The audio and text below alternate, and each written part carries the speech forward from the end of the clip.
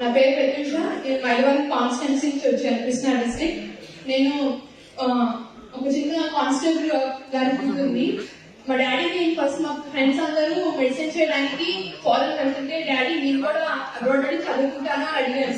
అడిగితే మా డాడీ అన్నారు వచ్చే జీతానికి నా వల్ల కాదమ్మా అని చెప్పారు. సో నేను అప్పుడు అనుకున్నాను, సో నాకు అబ్రాడ్ వెళ్ళే ఛాన్స్ ఉండదు, ఇక నేను నా డ్రీమ్ ని ఎక్కడితో స్టాప్ చేసుకుంటే బెటర్ అని నేను అనుకున్నాను. తర్వాత నేను ఒక రోజు మన ఇరిగేషన్ డిపార్ట్మెంట్ దేవేంద్ర రామాయణరావు గారు చెప్పారు. నేను సార్ కాన్స్టిట్యూన్సీ వచ్చాను. సార్ చెప్పారు, అమ్మ మీకు ఫస్ట్ అసలు వెల్కమ్ ఇస్కి వెళ్ళాలి అంటే మా ఫ్రెండ్ ఒకసారి బస్ స్టాప్ లో దిగడానికి వెళ్ళాను. అప్పుడు ఆర్టీపీ బస్ స్టాప్ లో విన్నాను, ఎస్సీ ఎస్టీ స్టూడెంట్స్ కి 6 lakhs కంటే తక్కువ ఇన్కమ్ ఉన్న పిల్లలకి 10 lakhs స్కాలర్షిప్ ఇచ్చి గవర్నమెంట్ ఫండ్ ఫర్దర్ అబ్రాడ్ వెళ్ళడానికి హెల్ప్ చేస్తుంది అనగానే చాలా హ్యాపీగా ఫీల్ అయ్యాను. స్కీమ్ అయితే విన్నాను, కానీ ఎలా ప్రాసెస్ చేసుకోవాలనే విషయం నాకు తెలియదు. సార్ని కలిసాను. సార్ కలిస్తే నీకు హెల్ప్ చేస్తాను కంపల్సరీ, సార్ కూడా చెప్పాను, సార్ హెల్ప్ చేస్తారు. So you can fulfil your dream అని చెప్పారు. I'm very thankful to you sir, and very much thankful to Chief Minister for giving us this opportunity to fulfill our dreams. Thank you very much, sir. కావాలి ఈ పిల్లల భవిష్యత్తు బంగారు భవిష్యత్తు కావాలి.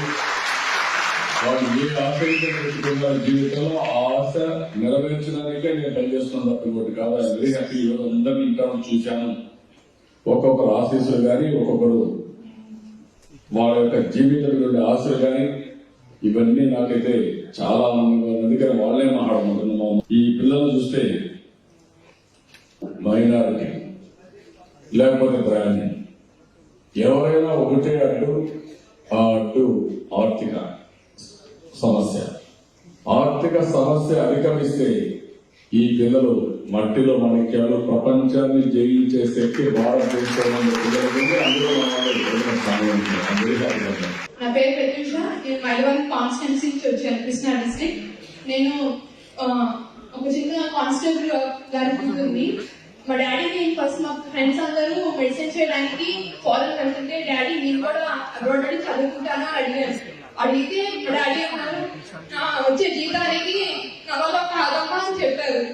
So నేను అప్పుడు అనుకున్నాను, సో నాకు అబ్రాడ్ వెళ్ళే ఛాన్స్ ఉండదు, ఇక నేను నా డ్రీమ్ ని ఎక్కడితో స్టాప్ చేసుకుంటే బెటర్ అని నేను అనుకున్నాను. తర్వాత నేను ఒక రోజు మన ఇరిగేషన్ డిపార్ట్మెంట్ దేవేంద్ర రామాయణరావు గారు చెప్పారు. నేను సార్ కాన్స్టిట్యూన్సీ వచ్చాను.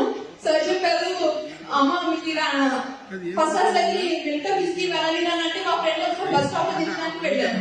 అప్పుడు ఆర్టీపీ బస్ స్టాప్ లో విన్నాను, ఎస్సీ ఎస్టీ స్టూడెంట్స్ కి 6 lakhs కంటే తక్కువ ఇన్కమ్ ఉన్న పిల్లలకి 10 lakhs స్కాలర్షిప్ ఇచ్చి గవర్నమెంట్ ఫండ్ ఫర్దర్ అబ్రాడ్ వెళ్ళడానికి హెల్ప్ చేస్తుంది అనగానే చాలా హ్యాపీగా ఫీల్ అయ్యాను.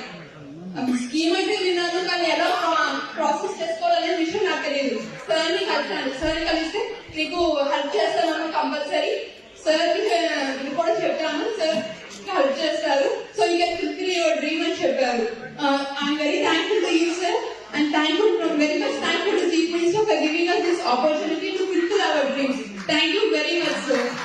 కావాలి ఈ పిల్లల భవిష్యత్తు బంగారు భవిష్యత్తు కావాలి. వాళ్ళు ఏ ఆశ పెట్టుకున్న జీవితంలో ఆ ఆశ నెరవేర్చడానికే నేను పనిచేస్తున్నాను తప్ప ఇంకోటి కాదు. Very happy. అందరినీ ఇంట్లో చూశాను. ఒక్కొక్కరు ఆశీస్సులు కానీ, ఒక్కొక్కరు వాళ్ళ యొక్క జీవితంలో ఆశలు కానీ, ఇవన్నీ నాకైతే చాలా ఆనందంగా ఉంది. అందుకని వాళ్ళే మాట్లాడమంటున్నాము. ఈ పిల్లలు చూస్తే మైనారిటీ లేకపోతే బ్రాహ్మణ్ ఎవరైనా ఒకటే అడ్డు, ఆ అడ్డు ఆర్థిక సమస్య.